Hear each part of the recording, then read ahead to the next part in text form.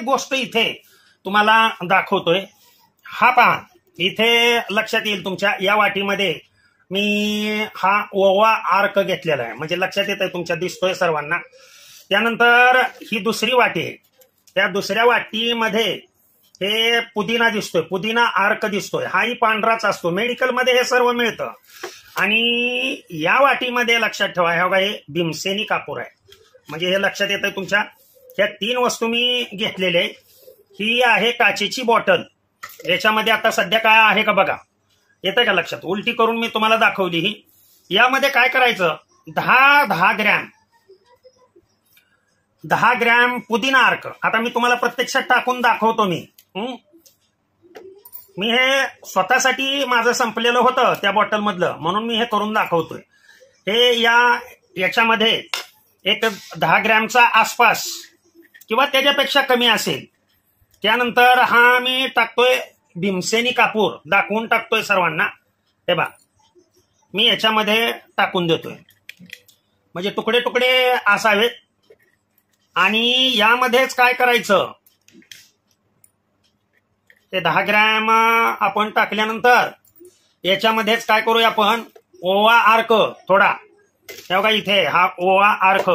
तुम्हाला विश्वास बसण्यासाठी आणखीन मी तिन्ही वेगवेगळी पात्र तुम्हाला मी दाखवतो. हे बघा, हे ओवा अर्क मी टाकतोय त्याच्यामध्ये, पांढराच. तिन्हीचेही कलर जे आहेत ते पांढरे असतात.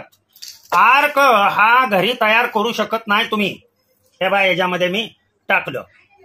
आता हे काय करतो, ह्याला मी वरून असं झाकण लावतोय आणि बंद काचेच्या बंद बॉटलमध्ये हे तुमच्या समोर हे ठेवलेलं आहे. हे काय करतोय, मी फक्त असं हलवतोय. लक्षात ठेवायचं. काय होतंय ते बघूया आपण, परंतु मी वेगवेगळी तुम्हाला इथं भांडी दाखवतो पहा. हे बघा, हे भीमसेनी कापूर आहे, इथं हा पुदिना अर्क आहे आणि इथे हा ओवा अर्क आहे. म्हणजे कुणाला खोटं वाटायला नको म्हणून सांगतोय मी. खूप जास्त वेळ नाही ठेवावं लागत. एका अर्धाच तास ठेवलं बघा मी, आणि अर्धा तास ठेवल्यानंतर काय परिस्थिती झाली, ते सर्व या डबीत ठेवलेलं हे पूर्णपणे असं वितळून गेलं आणि याचं असं लिक्विड तयार झालं. बरेच जण म्हणत होते की सर हे तुम्ही लिक्विड कुठलं म्हणताय? अहो, त्याच्यापासूनच हे लिक्विड तयार होतं. हे फक्त तुम्ही काय करायचं, 1 तास 1.5 तास फक्त अशा पद्धतीनं हलवा. नसेल तर ते तसंच ठेवून द्या, 1-2-4 वेळा हलवून, आणि सकाळी बघा तुम्हाला असं पूर्णपणे लिक्विड झालेलं दिसेल.